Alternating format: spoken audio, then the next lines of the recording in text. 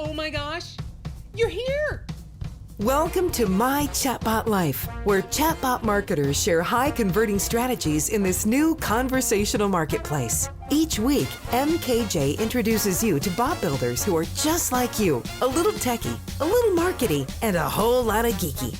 Buckle up as Chatbot Mom enjoys another journey into My Chatbot Life. Hey, bot buddies. Guess who? You know who I am, right? MKJ. But I get to share the mic with someone I met. Oh my goodness. What was this? Probably about 3 months ago, maybe? Si? I don't remember exactly. Yeah, I think about that, wasn't it? About 3 About months. that, yeah. So this gentleman who's sharing the mic with me and the video, if you're watching the video, is Si Hearn, and he is the founder and director of Bots for Business. But you know, I got to tell you, I met this guy on the hip, cool place called Clubhouse. So, Si, welcome. How you doing? Well, yeah, well, thank you for having me, first of all. Yeah, good, really good. Yeah, well, as you can tell, he's from the other side of the pond, or the other side of the Atlantic from me. Actually, he's the whole continent and then the Atlantic just separates us because I'm in California. So he is over in the UK. And I got to tell you, Si, so many more of my friends are in Europe and specifically the UK. I got to go back there. And I'm telling you right now, we're planning a trip, hopefully by September, if things open up, to take my father-in-law, because he's Norwegian and he's never been to Norway. And we've got to take him. He's 87 this year. So we've got to take him to Norway because he will feel so at home. So I will be visiting your island. I guarantee you, because London was one of my favorite places to visit. I will be visiting your island probably sometime in the fall. So we got to hook up and have a cup of coffee, right? 100%, 100%. Definitely. Yes, I can't wait. All right, so here we go, guys. Si and I are going to chat about a lot of different things. But first off, we need to find out who you are and what you were doing before you got into bots. So like immediately before you got into this whole bot world, what were you doing for a job, for money? Well, this is quite a story. So just before I got into the bot world, I'm going to call it a breakthrough. I was coming through a breakthrough. And I was previously, before that, for 15 years, a police officer in the UK. And as people can imagine, it can be quite a stressful job. So going from there and arresting people, I've now decided to learn how to do bots. And it just fascinated me. It absolutely blew me away. The first time I saw one where basically in where you can put a message to say hi, you could build a whole flow that was automated, just absolutely blew me away. And I was like, wow, I need to know more about this. Well, okay, so you got to take me back. Hold on, because the difference between being a police officer in the UK, it always amazes me that you guys don't carry guns. It just amazes me, right? So being a police officer in the UK, yeah, to a bot builder, what was the impulse to even tell you that it might be a time? And not only am I excited about this new thing called bots, but it might be a time for me to stop being a police officer. What happened? So what's happened is I've been a police officer. I became not so well.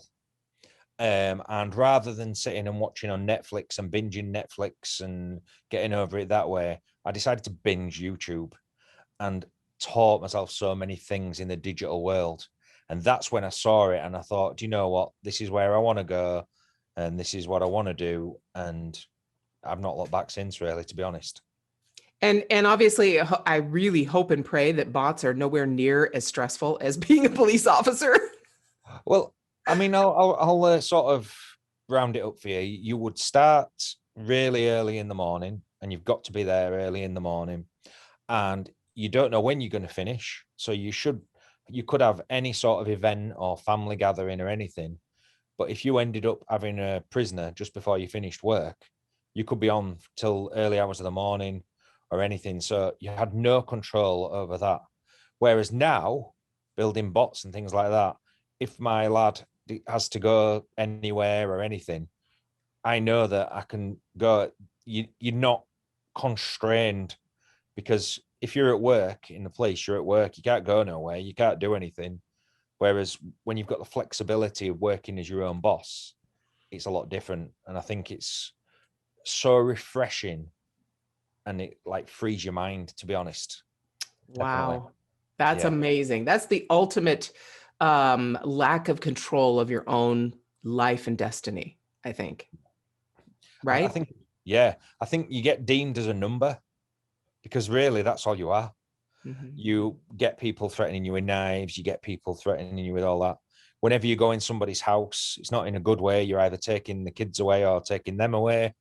Every time you meet someone, it's not a positive experience. Whereas now you speak to people and it's positive. You've got no judgment. It's just nice. Do you know what I mean? It's a completely different way of life. It's almost like a cult, but not a cult, because it's so away from everything else. Do you know what I mean? It's Yeah. Most people, and I think, we could go a whole different direction with this, but I think you would have a great perspective on this statement, basically that COVID made or caused, at least allowed for, the understanding of that for many, many people, because so many people had this, nope, I have to get up, I have to go actually drive and through commute traffic and get to a certain place, and I have this routine where I go to the gym here and I get my coffee there, and that whole routine was now absolutely an upheaval. And I think because of that, that caused the opportunity for people to see that there were other options.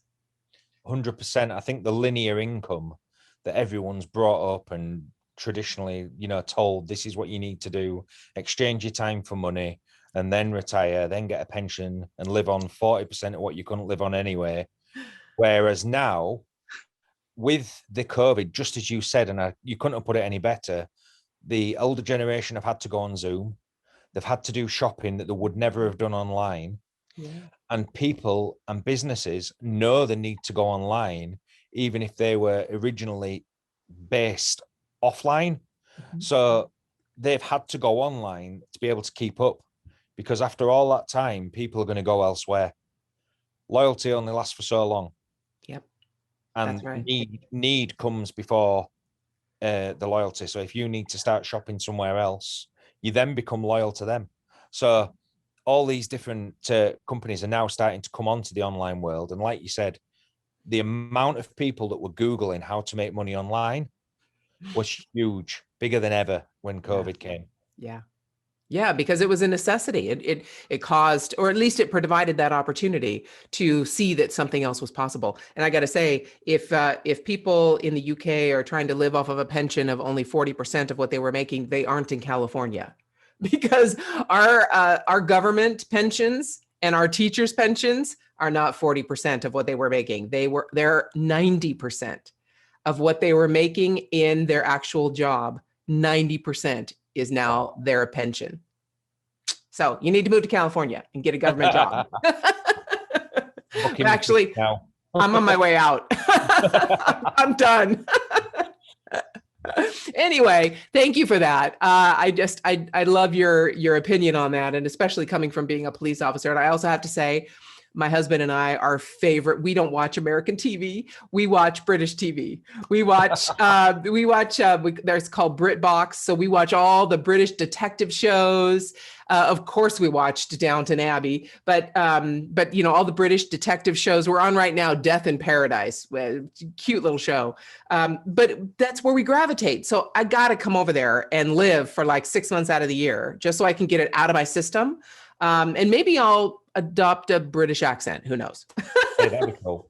The one thing, while you're talking British thing, you need to watch Line of Duty, because if you watch, you need to watch that, because if you see that, you'll say, Si, you were amazing. Yeah. Thank you.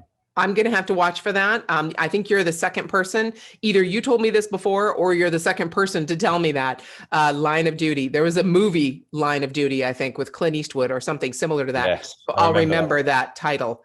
Line of Duty. I'll have to tell my husband, because I'm telling you, we go through the shows, we binge them, right? We watch like 2 or 3 episodes a night, and then go to bed, and then get back up the next morning going, all right, what's coming next? I'm just so happy for Netflix because of that. I mean, I remember the days when we had to actually wait a whole week until the next episode came out, right? Exactly. Or you had to go to the video store to get it. Yes, exactly. And then you had to wait for the next season. You had to wait the whole summer and beginning of fall before the next season even started. Yeah, it was withdrawal. And now, of course, I really know what withdrawal is, because I have that feeling when we end a particular show and we get to the end of it, it's like, what do we do now? My life is like over. What do we, oh my God, I got to go look for another show. I can't, I need to live in the world of these characters. I can't leave these characters. It's really, it's really funny. And then now what we're doing is we're seeing all the actors, all the British actors in all the other shows. So now the fun thing is when we're watching a show, it's like, oh, there's that guy and he was over in this show. And oh, there's that gal and she was over in that show. It's really funny. I'm getting to know all your British actors. Brilliant.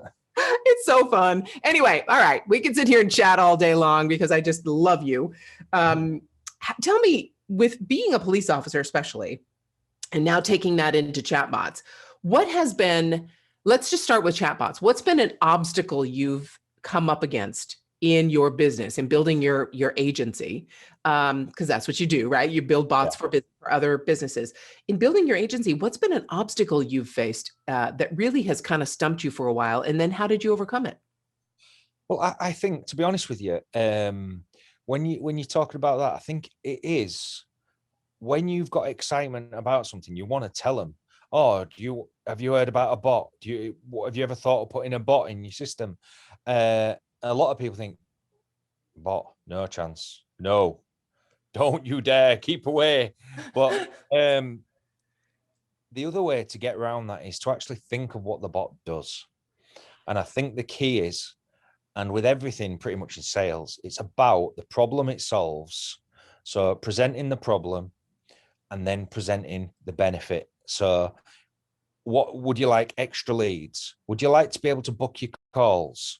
Would you like to be able to take payments all inside Messenger? Oh, that would be amazing. Would you like to put a chatbot on your page? Oh, no. Complete different. It's the way that you do it. So if you can get them to buy in and make micro commitments. So what I try and do is I'll say to somebody, right, so what would you like it to do? So they tell you what you want, because it's always a good idea to find out, first of all, what they want, because you can try and sell them something they don't want and it's not going to work. So what do you want this to do? Well, I want it to do this, this, this, and this. Okay. So if we could get it so it did this, this, this, and this, is that what you're looking for? Yeah. Okay. What would that do for you in your business? So what does that mean? And then let them talk. So what does that mean? Let them talk.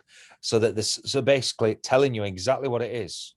And then you say, so if you didn't have this, what would that cost you? And if you did have this, what would the benefit be? So you tell them the benefit first. And then if you don't have it, what's that feel like? Does it hurt? Oh yeah, well, I can feel that's really going to hurt my business. Well, then, are you ready to get going with it? Let's get on. And you're not selling then, you're just talking and letting them talk to you.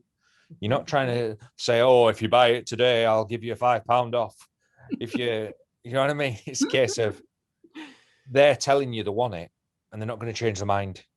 If you convince somebody to sell and buy, then there's always buyer's remorse. Mm-hmm. If they buy into it themselves and see the value and see the benefits, then they're happy and they'll never go back. Sorry, I talked a bit long there. Absolutely. Oh my goodness, yes. It's a difference between selling a chatbot and providing a solution. Correct. Right? A chatbot's just a chat. Chatbot's means nothing to people, but a solution to their issue, to their problem, to their particular, break in their funnel or whatever you want to call it, whatever it is, it's a solution. And the chatbot just happens to be the delivery of that solution. Correct. Yeah. It's not the solution in itself. It's the delivery of it. Wow, exactly. So let's switch that around because I have a feeling that you have quite a few amazing stories that you could tell about life, especially being a police officer. What was an obstacle you faced in your life, in your personal life, and how did you overcome it? Well, so here we go. Let's get the violins out. Um, so I went through a very messy divorce, which was a big thing where, you lose all the equity in your house and you end up leaving after investing, thinking you've set up for life, going through lots of issues at work, seeing hundreds in my career dead bodies, seeing all sorts of bits and pieces that sort of prey on your mind. And the other thing was that my dad disowned me. When my mum and dad split up, my dad disowned me and basically didn't want to know. He says that he wanted DNA test, things like that. So those things are very hard to overcome. So then you go down, but it's not about staying down. It's about it's not how many times you get knocked down, it's whether you get up or not. And that's the key. And so overcoming that, you become stronger. You go through the procedures that solve the problem. All those, everybody knows what those are. Going to see people, talking about it, because talking about it is the best way. It's great to see now there's a lot of mental health awareness because that is key. And overcoming those things in your life make you stronger. And in a very nice way, I've gone to have now the most amazing partner in the world. So I can't look at any better than that. I've got an amazing stepson. And as you say, you look every day now, be thankful every day you wake up, appreciate nature and appreciate the better things in life. And 100%, I think that's where you get over things like that. Wow. Yes, I agree. I've only seen a couple dead bodies myself, so I definitely would not compete with you by any stretch. I used to be an ambulance driver, so I've seen my share in that.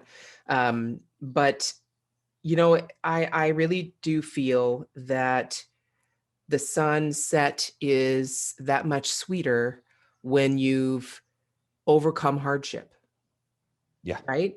The waking up and the joy and the beauty of nature is so much sweeter when you've gone through a really tough winter, Right. right?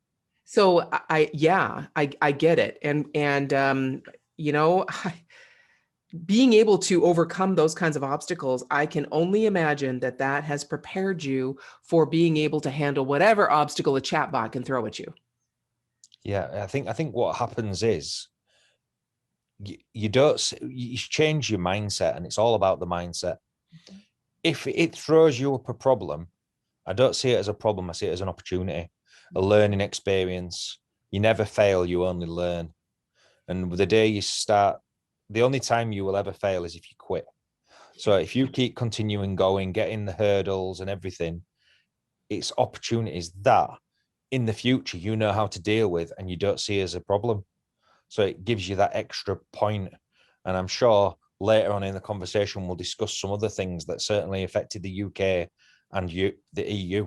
Yeah, I'm sure we'll talk let's about dive that. into that. Yeah, let's go ahead and dive into it because we're talking about change, all that. Look at the changes in your life from your father to your marriage to now chatbots, changing your career from police officer to, doing this whole marketing thing and chatbots. Those are major changes in life that that you had to deal with. So now when we look at chatbots and we look at Facebook Messenger and we look at ManyChat and we look at Chat Fuel and any of the other platforms that we use that are based on Messenger, and it's Facebook really that dictates how that's going to go.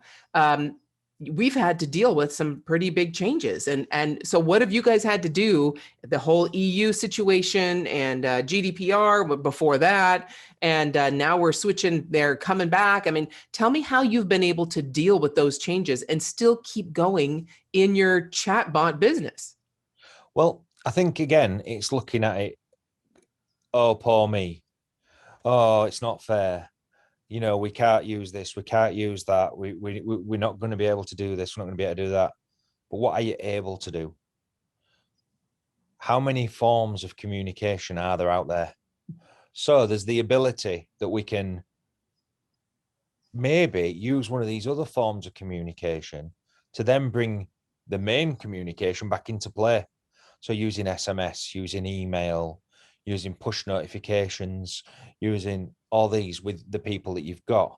Also, making sure that you take your audience away from, but leave them there, but take them away from Facebook for any platform that you don't own, because that's a third party ownership and you don't want that.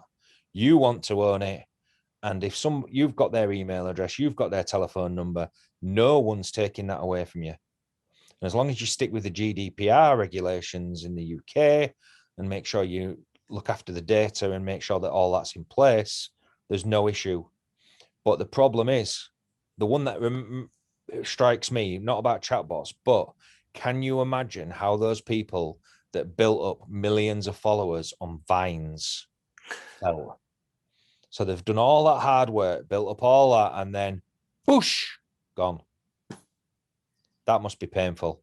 So you can either look at it as oh my God, poor me, or you can look at it in other ways. So I think that's the key to deal with that. Look at the omni-channel approach. That's what we call it. Yeah, and it's basically what you're saying is turn it into a positive. Look at it as if the glass is half full instead of half empty. Look at it not as what someone has done against you or to you, but what they have provided for you. I agree 100% because I had every single one of my clients shut down during the whole our presidential election and the beginning of COVID, when Facebook just really ramped up their algorithm, made it so much more sensitive that no matter what we did, if we just sneezed on our bots, they got shut down. And we were following every rule according to what we thought Facebook was saying because they only tell us so much. So yeah, we all had that. And at the end of that, I am absolutely grateful for that happening because exactly like you said, we now have other options. We have not relied 100% on Facebook. And I'm going to raise my hand as saying guilty as charged as one of those people that kept everything on Facebook and didn't take everybody off. One of my bots is a famous story that I tell to everybody I know, had 2.2 million subscribers in the bot. When I started in January of 2018 with this company, they had 12,000 subscribers, and I brought it up to 2.2 million by, I think it was May of 2019. Wow. And October 2019, Facebook shut us down. So we had no access to any of those people. And by then, this was a daily bot. This was before the 24-hour rule and before 24+1, all that stuff. We had the permission, daily posting permission, because we were like a news situation. And but they were gone. And I could not respond to any message at all. We did not send those people over to email. We did not get any of their phone numbers. Yeah, big, huge lesson to, you want to talk omni-channel, definitely take these people. If you want to own them, if you want to have a conversation with them and make sure you can control that conversation, get them off of Messenger. It's an amazing tool, but you don't own it. So yeah. 100%. That sounds awful, that.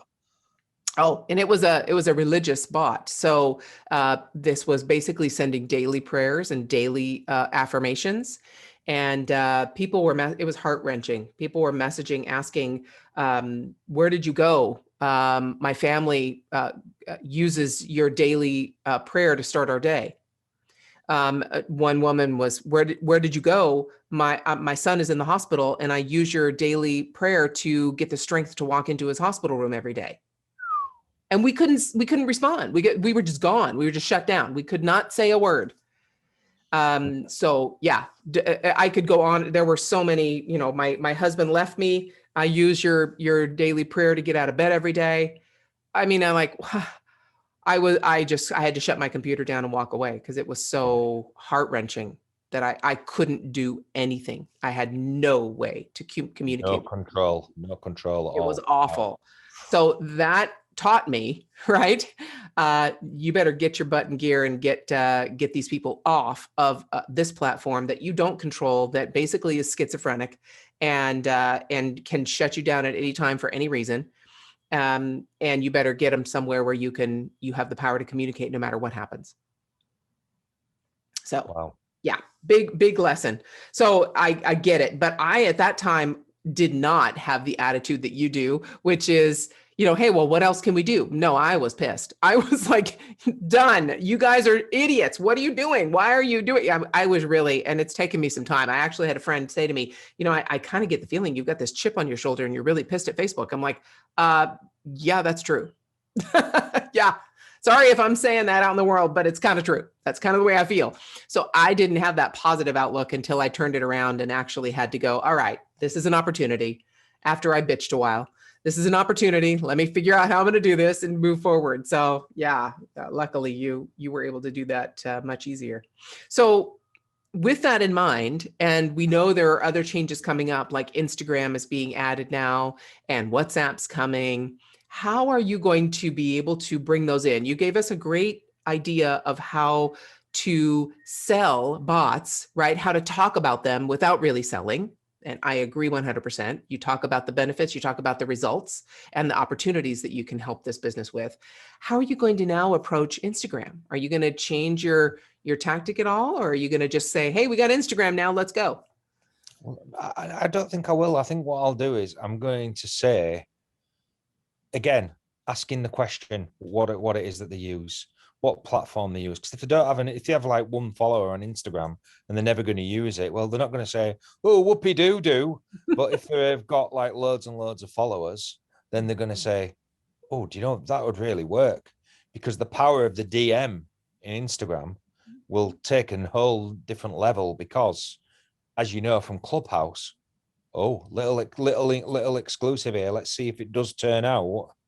Yeah. I believe that LinkedIn is becoming a back channel in Clubhouse. Really? Yeah. So are they going to add the little icon or the little link to your LinkedIn profile too? I believe so. So there you go. So there's the question of what it would benefit them, really. That's the key. Because if they're a clothing brand or shopping brand, then it could be huge. Because if they're posting an image and it just says DM this, then it gets around the uni link, which basically is the only link which usually people use for like Linktree or Shorby or something, which basically brings up a landing page when they click on it. I'm sure you know that. I was just thinking for people that don't. Yeah. But in terms of, it's going to open a whole new world with WhatsApp. The fact that WhatsApp, but in America, I don't believe WhatsApp is as popular as what it is in Asia and Europe. Yeah. So but there's also the talk of Telegram coming back. So from what I understand from Mike Yan last time we were speaking, and he spoke with us on Clubhouse, was that all messaging platforms they're looking to cover with the ManyChat side of it. So it's a case of what the person wants, rather than going out and say, oh, I've got an Instagram. Oh, God, I don't want no Instagram bot on my road. Get away. I don't want to lose my followers. Do you know what I mean? So yeah, it's the way to do it, isn't it? Yeah. If you could say, I tell you what, you could use it as a sweetener because it's coming. I do have something that's coming that you will be on the cutting edge of technology because this has not been released yet. This could change your Instagram and set you aside from other people that are already out there. With what we're doing for you now already in the Facebook side of things and the omni-channel marketing and things, would it benefit you if you could have that as well on your Instagram? Because that can be a sweetener to take a deal. Yeah. And the beauty of it is the Instagram side of it is still only part of a flow. So it all works as a flow. So yeah, I think that definitely is, again, it's not a sale. It's, if they feel, it's that FOMO, isn't it? Fear of missing out. Because I'm sure that if you don't fancy the Instagram integration, I'm pretty sure that next time you check your competitors around the corner, they're going to have it. Yeah. Just a thought. Yeah, absolutely. Well, look at, you want to talk FOMO. Clubhouse did that beautifully. Amazing. Clubhouse really used FOMO beautifully. It really, I felt it. I haven't felt that kind of FOMO since I learned about chatbots. when I learned about chatbots, I felt that exact, I have to get in this. I have to get in this. This is moving and shaking. I've got to get this. Clubhouse felt the same way. It was crazy.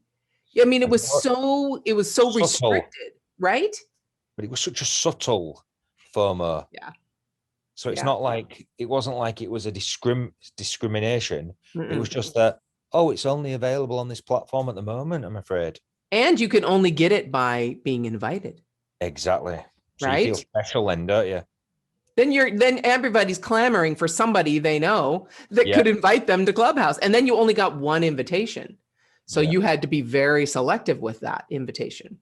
Yes. Yeah, it was crazy. Brilliant. It was really, really crazy. And I can see now, obviously, we've all heard that Facebook is coming out with their own audio platform where actually you can have your podcast on Facebook and actually promote it on Facebook, where you're going to, when you have an episode drop, then people can subscribe through Facebook. I mean, they're definitely looking at Clubhouse going, okay, we got to do this.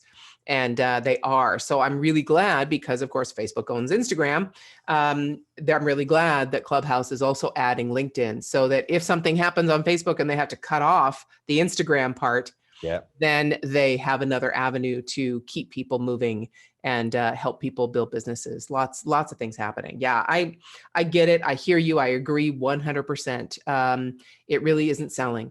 It's providing a solution and a result and a possibility for a potential client. And if you can't provide that, no amount of money will make it in any way beneficial for anybody. So just one point on that, when we're talking about Clubhouse, you go on to Clubhouse and you give value. So like me or you go on and give value. We explain a benefit. The next thing, the DM is popping. When the DM pops, you have to do no selling, because they're saying to you, what can you do for me? And that's the difference. So the Clubhouse is a great platform. But as we had a little discussion before as well, it's you've got to keep that conveyor belt going, don't you? And it's so true. You do.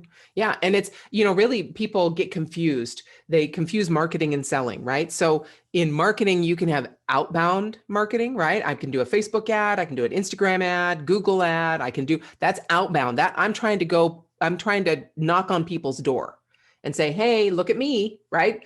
This keyword is all inbound. A ref URL is all inbound. I can post that ref URL somewhere and they see it. If they choose to click on it, they can come in. I can say DM this word. And if they choose to do that, they come in. So all of my marketing, I mean, we're talking 99.5% of my marketing for my agency, Messenger Funnels, and my training platform, Bot Academy, is all inbound.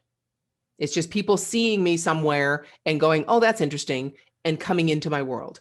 And if you have that ready, if you have that built and you have somewhere for them to go to understand you a little deeper, then that could lead to the next level, whatever that is, whether it's attending a webinar, whether it's listening to a podcast, whether it's purchasing a entry-level challenge or something like that. That's the way marketing works. It's a know, like, and trust factor and with bots, oh my goodness, it is such a powerful way to deepen that relationship. So, I mean, look at how you and I met. I mean, I think you kind of checked me out and checked out my bot when we were, first chatting on Clubhouse, and I checked out your page and, checked out your profiles and things like that. And then it's like, it's a no-brainer. I mean, we're in the same world. We speak the same language. We got to chat.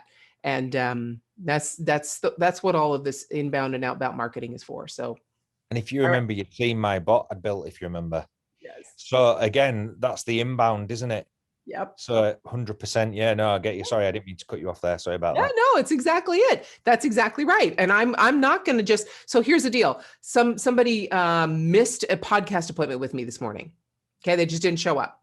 And this is someone I don't know. It was someone who they contacted me and said, hey, I think I'd be great for your show. And they're in the bot world.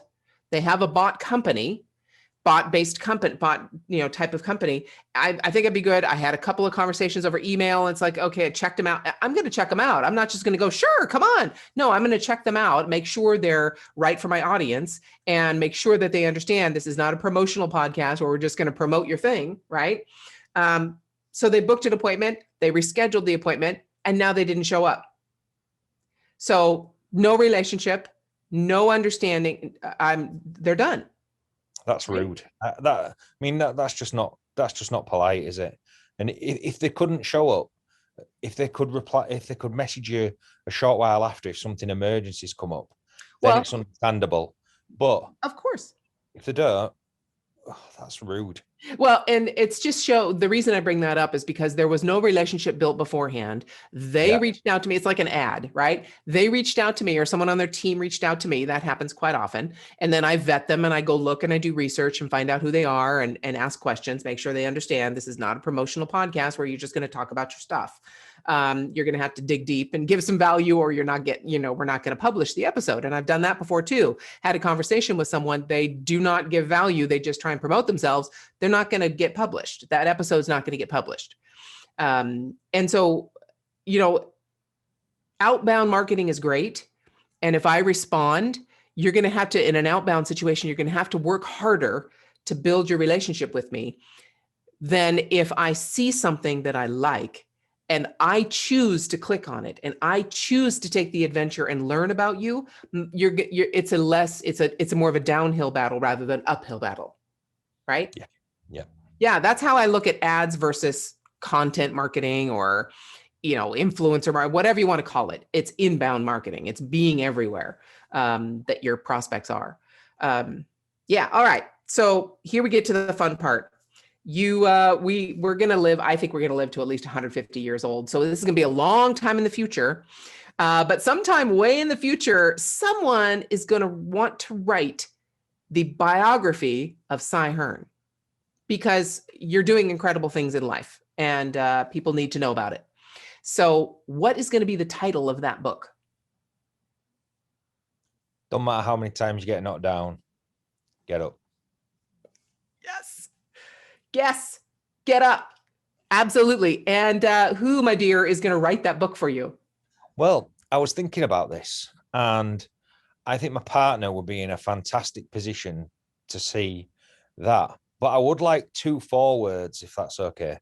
Okay. So the forewords I would want is from yourself and from Mike Yan, as to say that, that this side developed, worked on this platform and, did great things. And then obviously a little forward from yourself, because I respect what you do.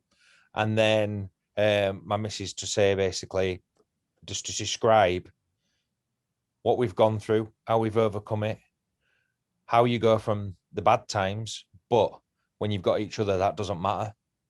And then you can build through that. And, the fact that you kept going, and, that I'm proud of you, really. I think that's the key. And that Harry's grown up to be a bot boy. He wants to do bots. He takes over the business and lives on with the name. That would be fantastic. Wow. And so when your partner looks back, what's her name? Vicky. When Vicky looks back on your life and she's writing this biography, what quote will she come up with, or what quote do you think she would use to describe how you lived your life? Doesn't have to be a popular quote or famous quote. It could just be something you say. But what quote would she say represents how you lived your life? I think probably the day that he stopped chasing the shiny objects is the day that the world changed. Yes, absolutely. Yes, I know. Yes. Yes, that's fantastic. I love it. Okay, Si, thank you so much. I know we've had a couple of conversations. We've been, in and out of Clubhouse and all kinds of places. And I just look so forward to continuing to stay in your world and seeing what you do and participating in any way I possibly can. I've really enjoyed our time so far, and I look forward to many, many, many, many, many more conversations. I just want to say thank you very much for having me on, and it's been amazing. So thank you. Thanks for listening to the My Chatbot Life podcast. To watch this video chat, visit mychatbotlife.com and get all the rocket boosters you need for your own chatbot success.